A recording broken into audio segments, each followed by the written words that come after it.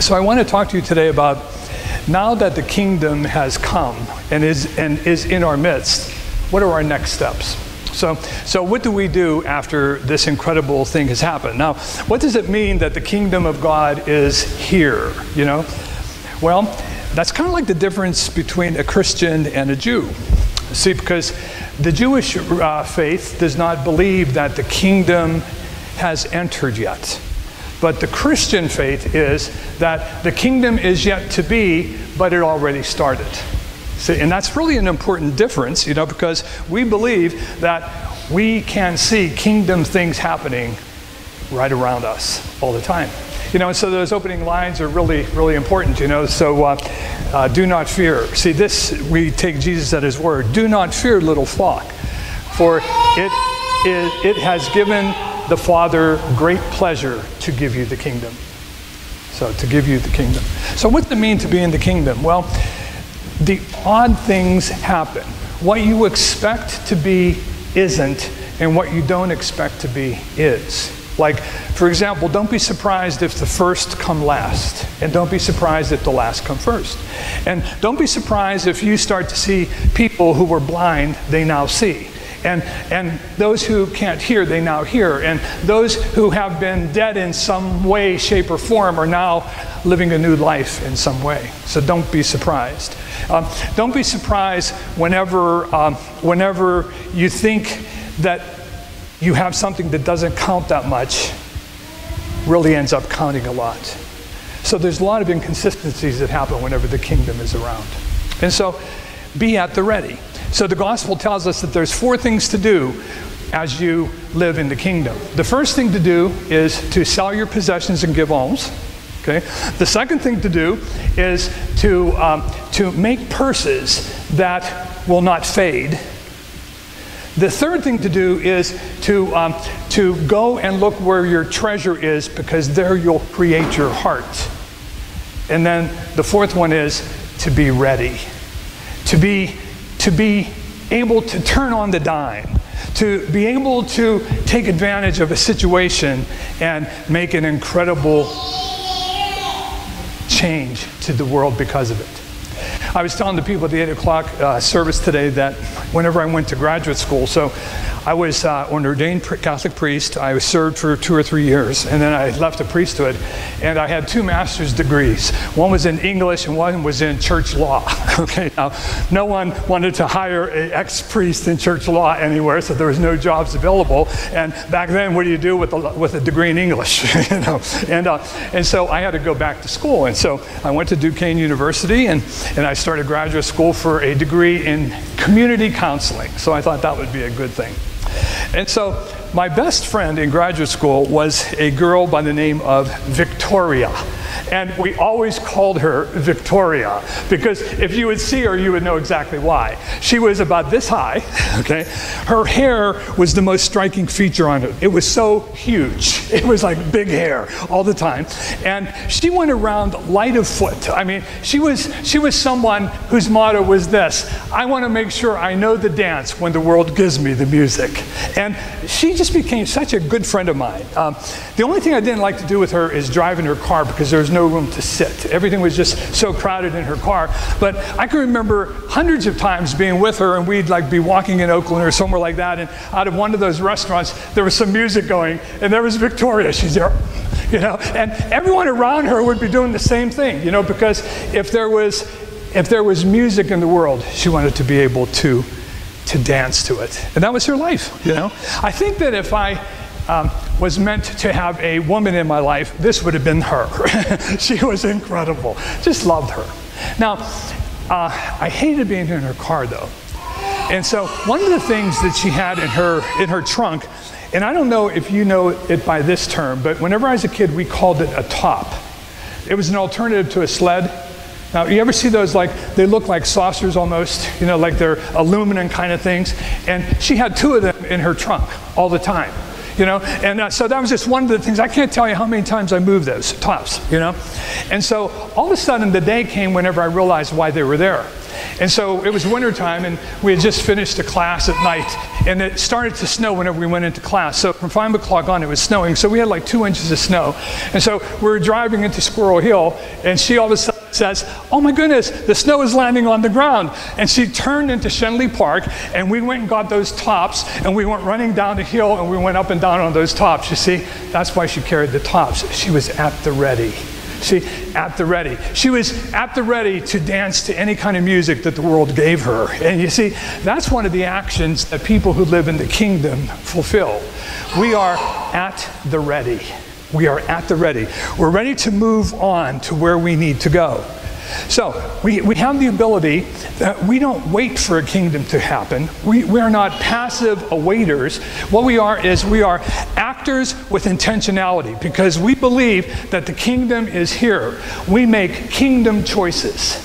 And so you can count on it whenever you're in that frame of mind, because you end up being able to come up with the words you need to say when you need to say them, and you trust that you'll be able to make the right moves whenever you need to make the right moves. Trust that will happen for you, because after all, it was the great pleasure of the Father to give you the kingdom. You see, we're living in it now.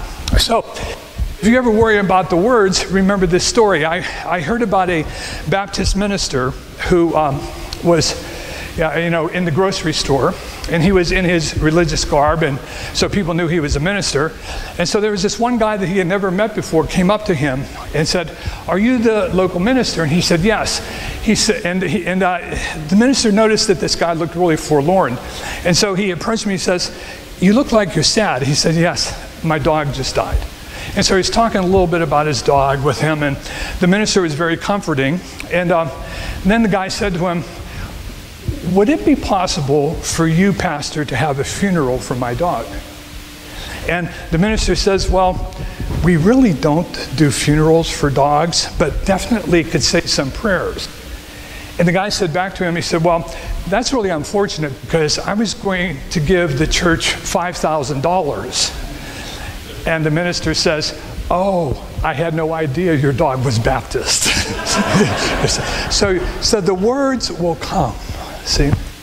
And the moves that you have to make, they'll come as well. So I also heard about a minister, let's call him an Episcopal priest, who the vestry informed him that the funds which we thought were enough for the bills were really not enough. And so he had to do a sermon to get people to increase their giving. And so he didn't want to do that. And then what he found out whenever he got into the church that morning was that the regular organist wasn't there.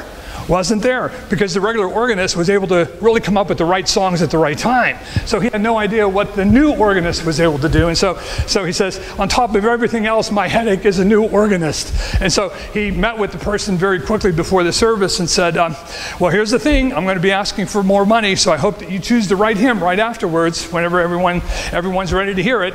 And so the priest got up and he did the sermon and talked about the plight. And then at the end he says, "Would you all please stand up who are willing to give $1,000. And the organist hit the keys and started to play the Star-Spangled Banner. Think about it. Brilliant. You'll know what to do when you need to do it, you see. See, light of foot, being people who are at the ready. And so if you look at the gospel, so the first part, we've got the kingdom, and then we do a couple things. The one that I really want to center on is the one that's at the heart of that gospel. So look at those words for that mini parable of sorts. So the attentive slaves who, whenever their master is away at the wedding banquet, they're ready for when that master will come home, when the master will enter. And so how happy and blessed they'll be if in the middle of the night the master comes, because what the master will do whenever the master finds the slaves ready is he will fasten his belt and he will do a kingdom thing. In other words, prepare a meal for them. See, the slaves will sit at the table. The masters will prepare the food for them. The changes that go on. And wouldn't you know that if, for example, you owned the house and you knew the exact minute and time that the robber was coming, wouldn't you do something to prevent that? You see, always being at the ready, hitting the ground running, that's our way of life. So, are we at the ready to say the things we need to say and to make the moves we need to make?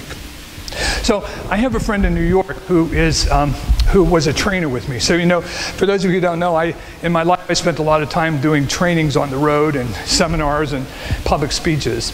And so this one guy, his name was Michael, he did it also. So he was kind of a friend, not a real good friend, but someone that I went to meetings with and knew about and had a Facebook connection with.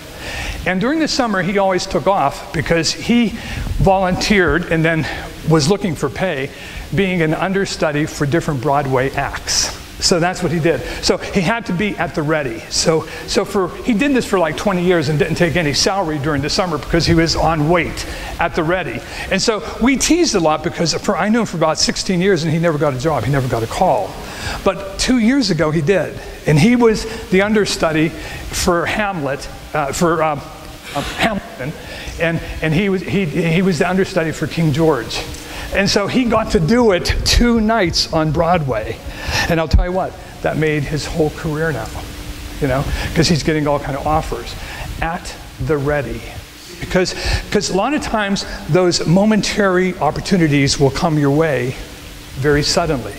Did you know, I read about Dolly Parton, and it said about her that she wears lots of makeup, and so she never takes her face off when she goes to bed at night. So she keeps it on all through the night. And she was asked once, why did you do that? And she says, because you just never know. I travel a lot on buses, and you can have a bus wreck, and then all of a sudden I have to go out, And if the public sees me not with my face on, it will crumble my image. Or she says, in hotels, you never know when there's going to be a fire alarm and you have to go out. So she would go to sleep with her makeup on, and she would clean it off in the mornings. See, because she couldn't afford her image to be challenged. I understand that in football, for example, Roethlisberger got his big break because he was at the ready. So a lot of people aren't hired as instant quarterbacks, even though you're really good. So you have to just be ready and prepared for that moment whenever someone is going to get injured and all of a sudden you go in and people spot you. See, it's being at the ready. And that's what our Christian life is, being at the ready. So, what's the value of being at the ready? Well, in the 2 cases I just gave, if you're at the ready, the show will go on. If you're at the ready, in Dolly Parton's case, then the image will be maintained. One of the things I've tried to do as a priest here at St. Brendan's, and I'm sure most priests try to do this, is that whenever people call in a need, and you can never really predict when that's going to be, but whenever I get a call on my phone, I know 9 out of 10 it's going to be a parishioner, I always want to answer that call. See, I want people to have this idea, this notion that your priest is available to you, because what that will do, especially if I get to prove it, and I can remember early on that it was Christmas morning at 5 o'clock, and one of our members' husbands died, and I did answer the phone and got there at the ready. See, because what that one will do is it will create security for people just to know that that's around. At the ready are things like this. You're at the ready for whenever people need to make a change, and you can give them your story and they can make a change. Or you're at the ready whenever you need to do a pivot in your life. See, as disciples, we have to make changes, and not necessarily all the time, but sometimes. Now, in business, we call that pivoting. Like, for example, a business will establish itself, and the meaning of pivot means to make a fundamental change. That's what a pivot is. And so in business, what will happen is, like, say, for example, you have established yourself in this niche, and then all of a sudden, it's just not working for you, and you have to pivot into a brand new way. And people will do that in business. Now, in our personal lives, we have to do that from time to time too. Now, sometimes your pivots will just come to you and you have no control over them. A relationship will break apart. A spouse will die. You'll get fired from a job and you'll just have to make a pivot. But then you'll have other pivots that you have to choose. And sometimes you only have a window this big to make the right choice in it. Now, I know some members of our parish have lived in their house for many years, and they now are getting the sense that they have to pivot because they're not sure how much longer they'll be able to maintain that house. And so they're making that pivot, see, a fundamental change. Or some of you, who are newly married and having kids, you have to make a pivot in terms of how you spend time with your family of origin. You know, that you can't do that as much as you did because a new thing's happening and you have to pivot and trust those moments and do those pivots. St. Brendan's had to make a pivot about 2 or 3 years ago, and what the pivot was and I think it was born by at least 3 people I know of, maybe even more, but Pete was a part of that, Tom was, Lusky was a part of it, and Anne Marie. They made a decision for the church, since we're inclusive. They made a decision for the church that we needed to have presence at the Pride Parade. They made that decision. It was a pivot, you see. And so we started to do that, and a couple years went by, and you wonder if it had any payoff. And did you know that on Wednesday, there were 2 guys who came to our 7 o'clock service, and they were saying, because you were at Pride, we decided to come and try this place out. Never met him before, and they said they're going to come back. Did you know that there was a family, because we went to Pride, this happened to them. They had a son who came out to them 6 months ago. And so they didn't know exactly what to do. And their son, very religious oriented, has a incredible job, and is now partnered and about to get married. And they love their son. So this was going on, and so they went to their church. And this was the week before Pride, and the sermon was on not going to Pride because it would be sinful. They heard that sermon. They went back and said, we've got to do something.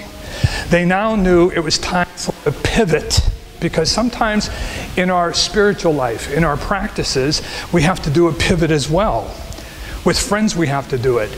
And so they started to explore, and they went past St. Brendan's so many times. And they didn't know too much about this, but the wife had a friend who was on Facebook and saw that St. Brendan's was going to Pride and says, this is where we need to be for our son. And they made the pivot. You see, all kind of different reasons happen, and all kind of wonderful things happen when we pivot. So, at the ready means to be able to respond to those calls. Having the ability to be willing to want to dance when the world gives you music. That's what it means to be at the ready, to make the pivots. So, my brothers and sisters, as we think about this gospel today, when the world gives you the chance to sit it out or dance, I hope you dance. I hope you dance. I hope you dance. Amen.